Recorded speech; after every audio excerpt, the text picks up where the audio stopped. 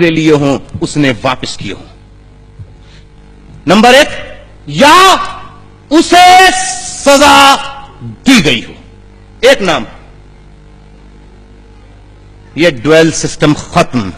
الطاف حسین کے خلاف کیوں ہے؟ الطاف حسین کہتا ہے یہ 1000 کا ڈاکہ 10,000 1 لاکھ کا ڈاکہ ڈالنے والوں کے لیے جیلیں نہیں، بلکہ یہ جیلیں ہر جرم کرنے والے کے لیے ہیں، چاہے غریب کرے، کسان کرے، حائی کرے، یا وڈیرا اور جاگیردار کرے، دولت مند کرے، قانون سب کے لیے یکساں اور برابر ہونا چاہیے. کیا خیال ہے؟ کیا خیال ہے؟ تو میں تو یہ کروں. تو جناب اب پہلی دفعہ سامنے آیا کہ فضائیہ کے اور بحریہ کے بڑے بڑے کمانڈرز جو ہیں وہ کرپشن میں. جی جناب صرف نکالنے سے، سیک کرنے سے، ریزائن دینے سے کس بات کی گولڈن جوبلی؟ ہم تو ابھی تک ان وڈیرے اس کرپٹ میڈیول فیوڈل سسٹم کے غلام ہیں. آزادی کا جشن تو اس وقت سچائی کے ساتھ منایا جائے گا جب پاکستان کا ایک ایک فرد جاگیردارانہ اور غلامانہ وڈیرانہ نظام کی زنجیروں سے ہمیشہ ہمیشہ کے لیے آزاد ہو جائے. کیا خیال ہے؟ کیا خیال ہے میرے بھائیوں؟ ٹھیک خیال ہے یا نہیں؟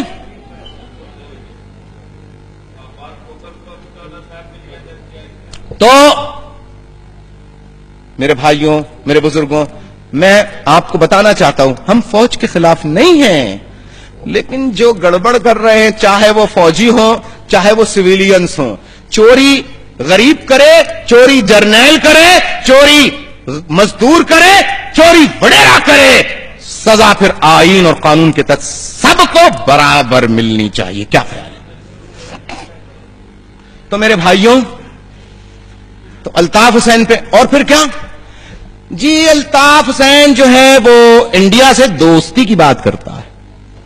او بھائی اگر میں دوستی کی بات کرتا ہوں تو غدار کہاں سے ہو گیا؟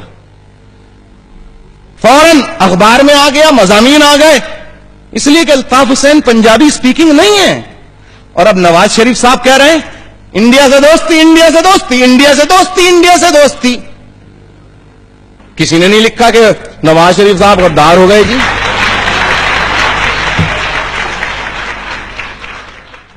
تو میرے بھائیوں، میں نے اپنے کئی جلسوں میں ہمیشہ کہا تو کہنے لگے یار یہ ہمیشہ بھارت سے دوستی کی بات کرتا ہے. میں نے کہا accept the realities of the time if you want to progress. اور پروگرس کے لیے، پراسپیرٹی کے لیے، there is no prosperity at all without accountability. Am I right? صرف بیان کرنا نہیں، احتساب ہوگا، احتساب ہوگا، احتساب ہوگا، اکاؤنٹیبلٹی ہوگی. جی نہیں، ہم نے نہیں دیکھی، پڑھا بہت ہے اخبار میں. پاکستان خوشحال اس وقت تک نہیں ہوگا جب تک کرپشن کرنے والوں کی اکاؤنٹیبلٹی نہیں ہوگی. ہماری آزادی، مکمل آزادی اس وقت تک نہیں ہوگی جب تک ہم ظلم کے موجودہ نظام سے نجات حاصل نہیں کر لیتے. ہماری آزادی اس وقت تک نہیں ہوگی جب تک پاکستان میں کسان، ہاری مزدور وڈیرے کے برابر باعزت نہ تصور اور تسلیم کیے جائیں. کیا خیال ہے؟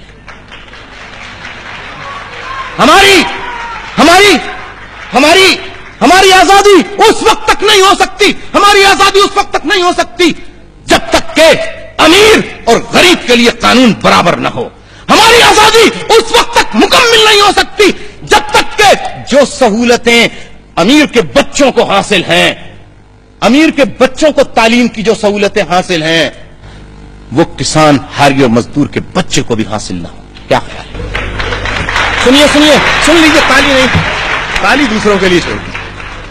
بہت لیڈر آتے ہیں، تالی بجائیے ان کے لیے. میری باتیں سن لیجیے، میں اسی پر آپ کا شکریہ ادا کروں گا. تو بھارت سے دوستی. میں نے کہا بھائی دیکھیں یورپین یونین، ان کی ایک یونین بھی بن گئی ہے.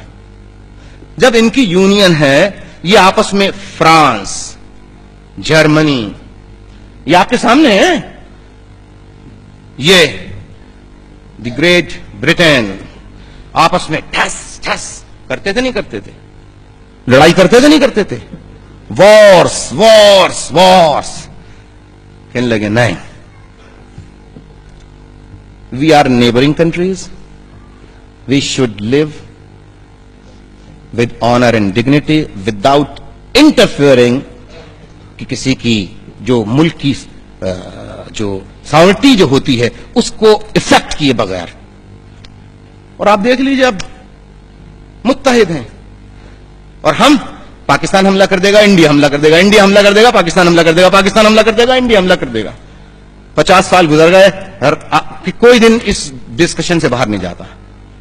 ایران, اس سے تعلقات خراب, افغانستان, اس سے تعلقات خراب. پاکستان کی اس وقت جو پوزیشن ہے اسٹریٹجیکلی, خدا کے لیے اس کو سمجھنے کی کوشش کیجئے. یہ میں آپ کے توسط سے پاکستان کے انٹلیکچوئلز, پاکستان کے جرنلسٹ, پاکستان کے وکلاء, پاکستان کے ججز اور پاکستان کے پیٹریوٹک جرنلز اور عام پاکستانی فوج کے سپاہی تک یہ پیغام پہنچانا چاہتا ہوں کہ خدا کے لیے ٹرائی ٹو انڈرسٹینڈ جو پاکستان کی اسٹریٹجک پوزیشن ہے. ایران میں اس وقت جو صورتحال ہے, چائنا میں جو صورتحال ہے, افغانستان میں جو صورتحال ہے, اس کو سمجھنے کی کوشش کریں. انڈیا کیپچر کر رہا ہے انٹرنیشنل مارکیٹ کو, M I right? China capture کر رہا ہے, ایم آئی رائٹ ہے؟ پاکستان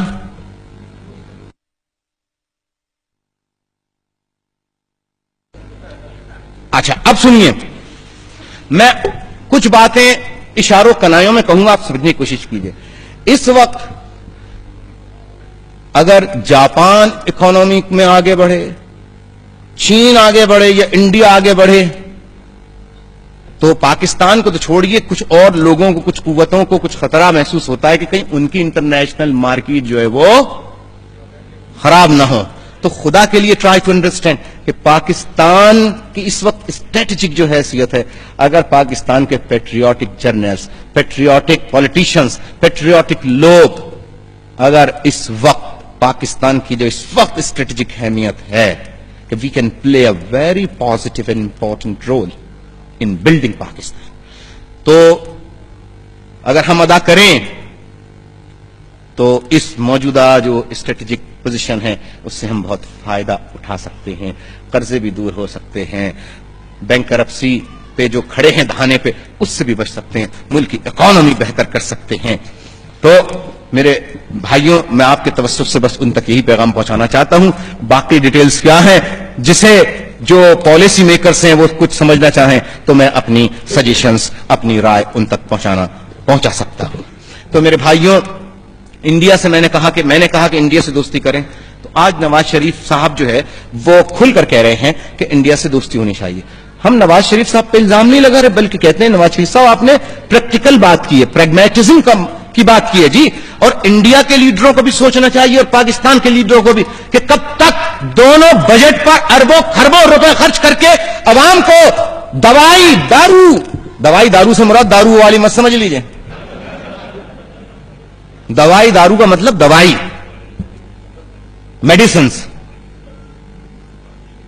تعلیم, ایجوکیشن, ان کی جو ہیلتھ ہے, ان فیسلٹیز سے کب تک آپ محروم رکھیں گے, کب تک وہ گڑھوں کا سڑا ہوا پانی پیئیں گے, کب تک وہاں ڈیولپمنٹس نہیں ہوں گی, کب تک وہاں اسکولز کالجز نہیں کھلیں گے, کب تک وہاں پر ترقیاتی کام نہیں ہوں گے. لہذا ان کو لڑنے کی ضرورت نہیں, ان کو آپس میں دوستی کرنے کی ضرورت ہے.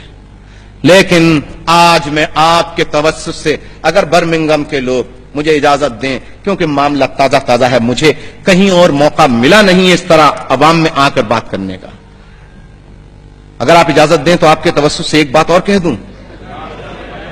ہم بھارت سے دوستی ضرور چاہتے ہیں, اور پاکستان اور بھارت کو ایک دوسرے کی جغرافیائی حیثیت کا احترام کرنا چاہیے, ایک دوسرے کی آزادی کو تسلیم کرنا چاہیے, ایک دوسرے کے ایگزسٹنس کو تسلیم کرنا چاہیے, دوستی ضرور کرنا چاہیے, but not at the cost of Kashmiris.